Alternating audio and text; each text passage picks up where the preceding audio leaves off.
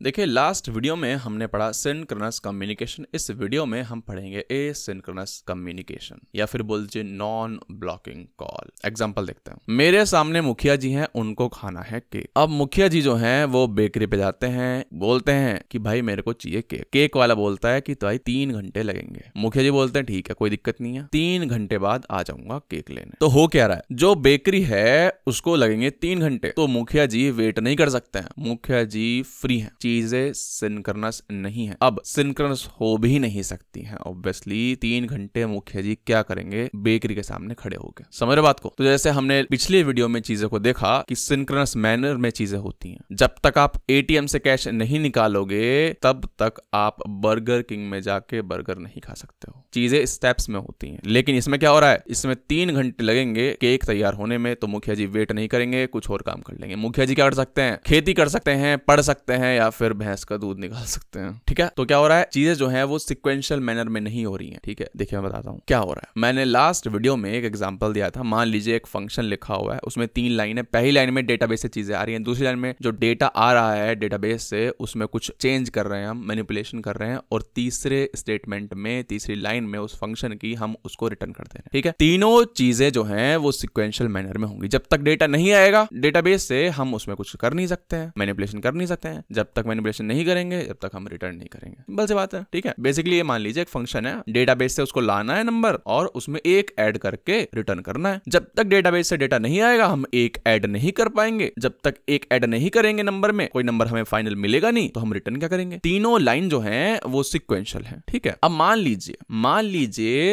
Return करने से पहले 4 लाइन होगी मान लीजिए। अब तो पहला लाइन क्या है, डेटाबेस से डेटा आया। दूसरी लाइन क्या है, उसमें एक ऐड करा। चौथी लाइन क्या है, चौथी लाइन है कि रिटर्न करा। तीसरी लाइन मान लीजिए लिखा हुआ है कि आपको बंदे को नोटिफिकेशन भेजना है, किसी बंदे को जिसके कॉरस्पॉन्डिंग वो फंक्शन चल रहा है। मान लीजिए क्या है, ये कैशबैक मिल रहा है आपको 1 रुपए का, ऐसे मान लीजिए। ठीक है, तो तीसरे नंबर पे क्या स्टेटमेंट है कि उस बंदे को मेल जाएगा या फिर मैसेज जाएगा कि भैया आपको 1 रुपए का कैशबैक मिल गया है और आपका फाइनल अमाउंट ये हो गया है। पहले 100 रुपए थे, अब 101 रुपए हो गए। ठीक है, तो जो तीसरा स्टेटमेंट है, तीसरा स्टेटमेंट जो है वो एसिंक्रोनस कर सकते हैं। कैसे, पहली लाइन, दूसरी लाइन एंड चौथी लाइन सिंक्रोनस होंगी। बता दिया क्यों। लेकिन तीसरी लाइन जो है, क्योंकि उसमें टाइम लग सकता है, ठीक है, और उस पे डिपेंडेंसी नहीं है हमारी, ऐसा कुछ डिपेंडेंसी नहीं है, हमें तुरंत चीजें नहीं चाहिए। अगर 5 मिनट बाद भी नोटिफिकेशन जाता है बंदे को तो कोई मर नहीं जाएगा वो। तो इसी वजह से हम कहते हैं कि हाँ भाई नोटिफिकेशन वाला स्टेटमेंट जो है उसको आप एसिंक्रोनस बना दीजिए। अब मेरी आंखों के सामने 3 एग्जांपल है। अमेज़न की कार्ट है, आपने कुछ आइटम ऐड किया उसमें। ठीक है, तो वो पहले चेक करता है ऑब्वियसली कि हमारे स्टॉक में है या नहीं है। ठीक है, तो वो एसिंक्रोनस होगा या फिर सिंक्रोनस होगा, आप ये बताइए। ये चीज सिंक्रोनस होगी, रियल टाइम में हमें देखना है कि हाँ भाई वो स्टॉक में है या नहीं है। आप पेमेंट करते हैं, फिर आपने ऐड कर लिया कार्ट में, फिर आप पेमेंट करते हैं, तो वो चीज सिंक्रोनस होगी या फिर एसिंक्रोनस। हमें हाई कंसिस्टेंसी चाहिए तो सिंक्रोनस मैनर में होगा। फिर बंदे को नोटिफाई करना है कि भाई आपका ऑर्डर प्लेस हो गया, वो एसिंक्रोनस हो सकता है। ठीक है, क्यों मैं बेकार में ब्लॉक करूं उस फंक्शन को, क्यों मैं बेकार में ब्लॉक करूं उस फंक्शन को। वेट करने का कोई फायदा ही नहीं है, कोई डिपेंडेंसी है ही नहीं उसके पास। ठीक है, ऐसा कुछ नहीं है ना कि हाँ भाई कुछ रिजल्ट आएगा नोटिफिकेशन का, फिर मैं उस रिजल्ट का कुछ करूंगा, ऐसा कुछ नहीं है। ठीक है, इंडिपेंडेंट है वो नोटिफिकेशन, तो हम उसको एसिंक्रोनस कॉल बना देंगे। वो लिखा है देखो कि कार्ट जो है वो सिंक्रोनस होगा। Application waits for this response before allowing the user to add the product into the cart. दूसरा भी सिंक्रोनस है, application waits till the confirmation of a payment has been successfully received from the bank.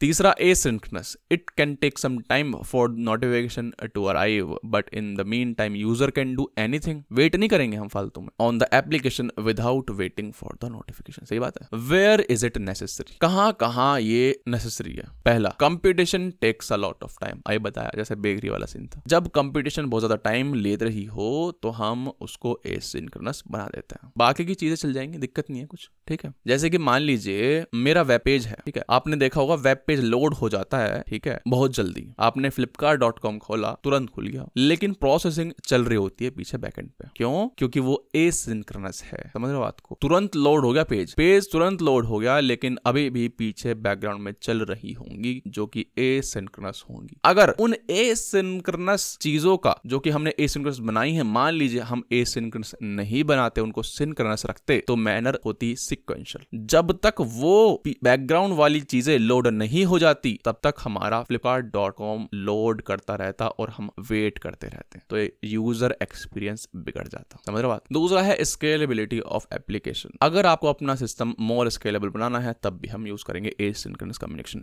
Example, वो 4 line वाला code, तीसरा line क्या था? Notification. अब मैं ऑर्डर प्लेस कर रहा हूं, मेरे लिए 4 लाइन चलेंगी, कोई दूसरा बंदा है उसके लिए भी 4 लाइन चलेंगी। तो तीसरा क्या है? तीसरा जो है हमारा लाइन, वो क्या था? नोटिफिकेशन का। उसको हम एसिंक्रोनस बना सकते हैं, क्योंकि कोई उस पर डिपेंडेंसी नहीं है और उसमें टाइम भी लगेगा। सही बात है? तो क्या होगा? मेरे लिए 4 लाइन चल जाएंगी, तीसरी लाइन चल रही है बैकग्राउंड में, कोई दूसरा बंदा आया, उसके लिए भी 4 लाइन चल जाएंगी, उसके लिए तीसरी लाइन भी क्या चल रही है? बैकग्राउंड में। तो क्या हो रहा है? मोर एंड मोर पीपल जो हैं वो रिक्वेस्ट कर पा रहे हैं। अगर तीसरी लाइन सिंक्रोनस होती, थोड़ा टाइम बढ़ जाता। समझ रहे बात को? तीसरा पॉइंट है अवॉइड कास्केडिंग फेलियर। अगर मान लीजिए मैं क्या हूं, मैं क्लाइंट हूं, मैं रिक्वेस्ट कर रहा हूं किसी को, ठीक है, दूसरे बंदे को रिक्वेस्ट कर रहा हूं, मैं कर रहा हूं 100 रिक्वेस्ट पर सेकंड। वो बंदा जिसको मैं रिक्वेस्ट कर रहा हूं वो भेज पाएगा सिर्फ 10 रेस्पॉन्स पर सेकंड। तो एक टाइम ऐसा हो जाएगा कि वो दूसरा बंदा जो है वो ओवरलोड हो जाएगा। समझ रहे बात को? तो मैं क्या कर दूंगा, इस कम्युनिकेशन को एसिंक्रोनस बना दूंगा। ठीक है, नेक्स्ट वीडियो में हम एक अलग तरह का कम्युनिकेशन देखेंगे, मैसेज बेस्ड कम्युनिकेशन। हम पढ़ेंगे काफका क्या होता है, RabbitMQ क्या होता है, P2P मॉडल क्या होता है, एंड पब्लिश सब्सक्राइब मॉडल क्या होता है। आपको वो वीडियो इस कार्ड में मिल जाएगी।